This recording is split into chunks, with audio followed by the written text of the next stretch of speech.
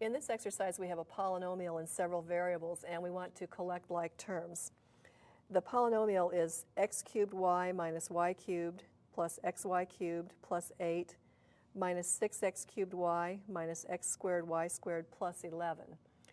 And remember that like terms have exactly the same variables raised to exactly the same exponents. So that's what we're looking for when we're looking for like terms here. And let's just start with x cubed y. Do I have another term with x cubed y in it? Yes, I do, right here. So I can collect those two terms.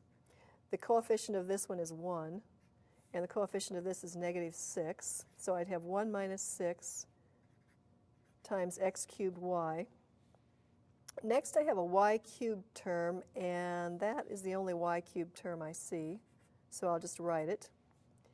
Here I have an xy cubed term, and do I have another term that has xy cubed in it? I do not, so I'll just write that term. Here I have a constant term of 8, and here I have a constant term of 11, so I can collect those two terms. And let's see, we've already taken care of this x cubed y term. It's in here. I have an x squared y squared term, and it's the only one, so I'll have minus x squared y squared, and I've already taken care of the 11 here. So now we just simplify. 1 minus 6 is negative 5, so we have negative 5 x cubed y minus y cubed plus xy cubed. 8 plus 11 is 19, and then I have minus x squared y squared.